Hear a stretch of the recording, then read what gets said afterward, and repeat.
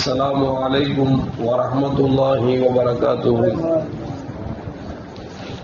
الحمد لله رب العالمين والصلاة والسلام على أشرف المرسلين وعلى آله وأصحابه وأزواجه وذرياته وأهل بيته أجمعين.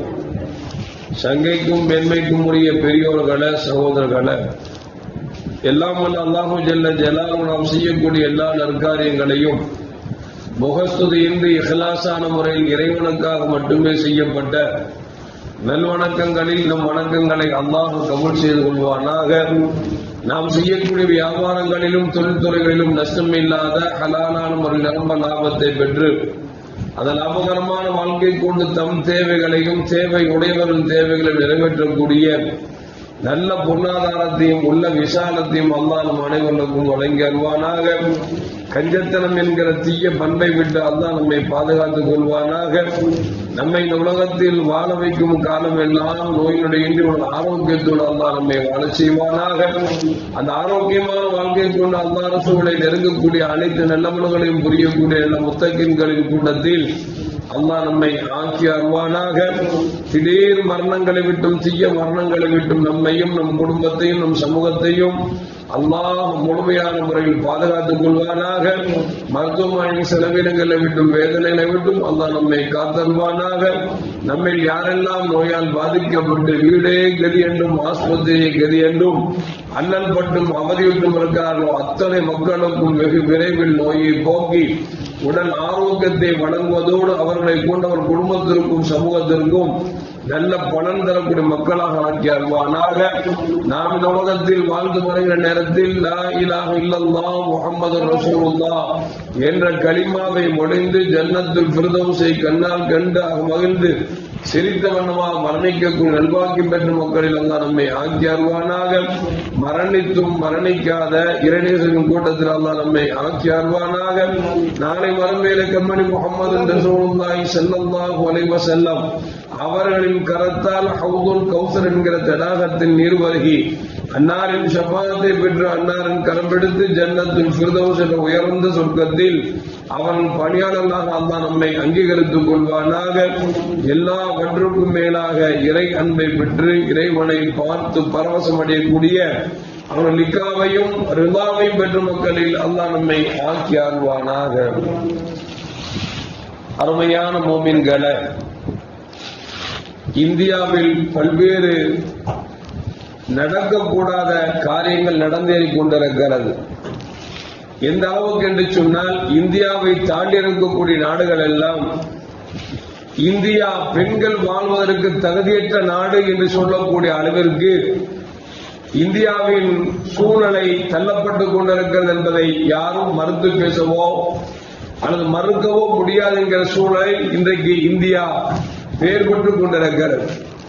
அருமையான மோமின்களே, நேற்றைக்கு முந்தைய தினத்திலே ராஜஸ்தான் மாநிலத்தில் கங்கா நகர் என்று சொல்லக்கூடிய நகரில் 13 வயசு சிறுமி பள்ளிக்கூடத்துக்கு போய்கொண்டு வருகிற பொழுது ஒரு ஆட்டோ ஓட்டுநர் உள்ளே ஏறிக்குள் உன்னை வீட்டில் கொண்டு விடுகிறேன் என்று சொல்ல அந்த குழந்தை தெரியாமல் ஏமாந்து ஏற அவன் கொண்டு சென்று ஒரு நாள் முழுக்க அந்த குழந்தையை அசிங்கம் செய்து கற்பழித்து அவன் செய்தது மட்டுமல்ல, ஒரு ஹோட்டலுடைய உரிமையாளரிடத்தில் கொண்டு குழந்தையை ஒப்படைத்து அவன் பல பேரோடு சேர்ந்து அந்த குழந்தையை சின்ன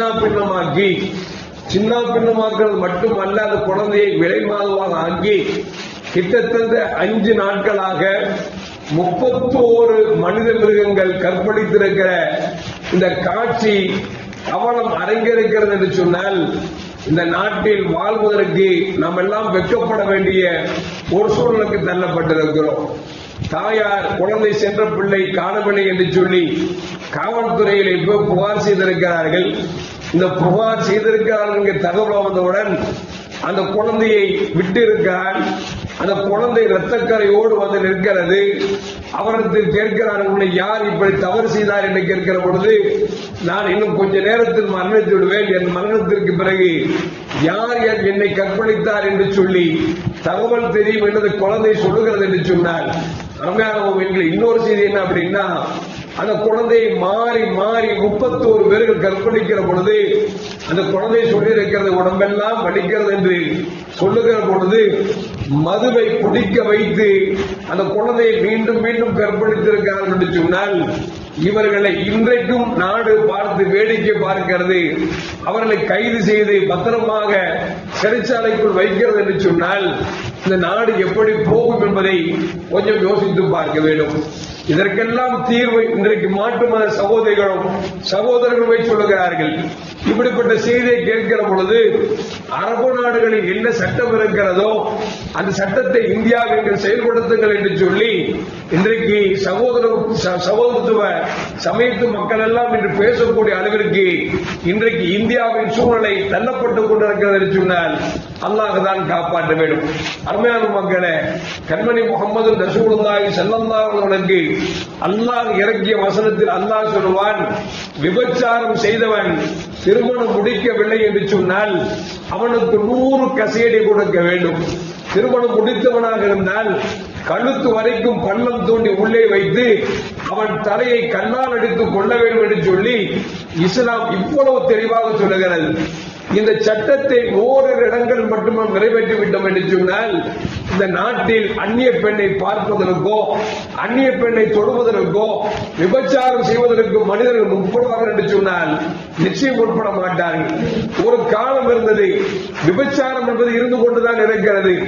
ஒரு பெண்ணை ஒருத்தன் விபச்சாரம் செய்வான், விபச்சாரம் செய்த பெண்ணை இன்னொருத்தன் தொட மாட்டான். ஏன்னு சொன்னால் அவன் ருசித்த இந்த உடம்பை நாம் ருசிப்பதாய் நினைப்பார்கள். ஆனால் இப்பொழுது எப்படி ஆகிவிடுது என்று சொன்னால் மிருகத்தை போன்று ஒரு பெண்ணை அழைத்து சென்று பல பேர் சேர்ந்து கூட்டு பலாத்காரம் செய்கிறார் என்று சொன்னால் மனிதர்களின் உள்ளம் எல்லாம் மனிதர்களின் மூளை எல்லாம் எந்த அளவுக்கு மிருகத்தனமாக மாறிக்கொண்டிருக்கிறது என்று யோசித்து பார்க்க வேண்டும். காரணம் என்னன்னு சொன்னால் இன்றைக்கு நீதிபதிகளும் அப்படித்தான் இருக்கிறார்கள்.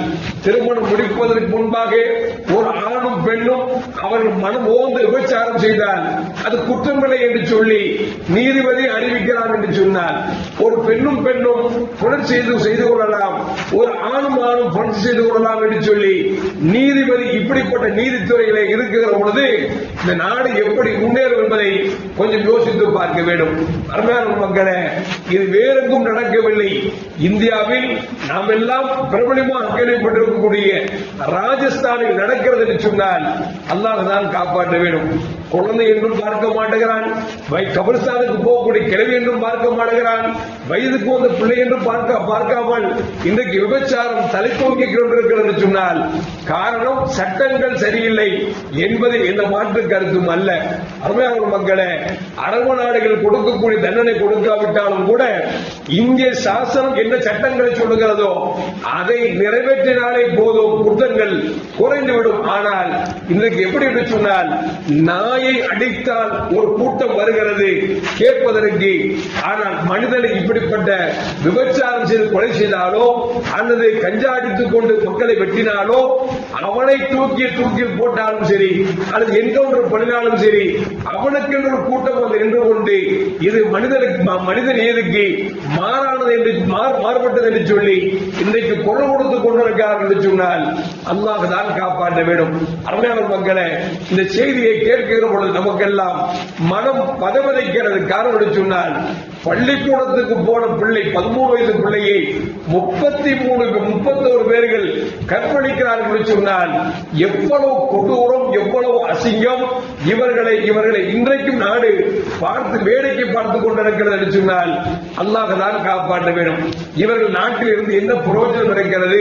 இவர்களை பொறுத்தவரைக்கும் அல்லாஹ் இவர்கள் இப்படி தவறு செய்ய வேண்டும், இவர்களுக்கு சட்டத்தை நிறைவேற்றுவதன் மூலமாக இந்த நாடு படிப்பிட வேண்டும் என்பதற்காகத்தான் அல்லாஹ் இதுபோன்ற மிருகங்களை படைத்திருக்கிறார்.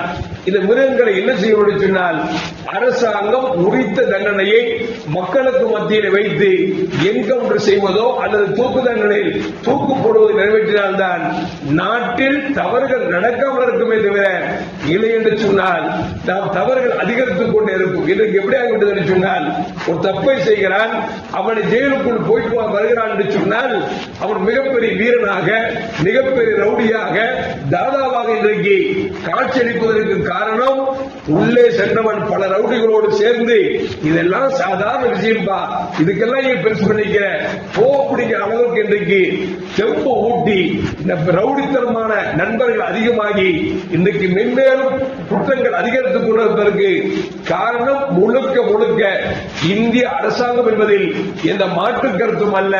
அல்லாஹ் ஜல்ல ஜலாலுஹு இந்தியாவில் வாழக்கூடிய உலகத்தில் வாழக்கூடிய எல்லா பெண்மக்களுக்கும் அல்லாஹ் நல்ல பாதுகாப்பை வழங்கி அருள்வானாக.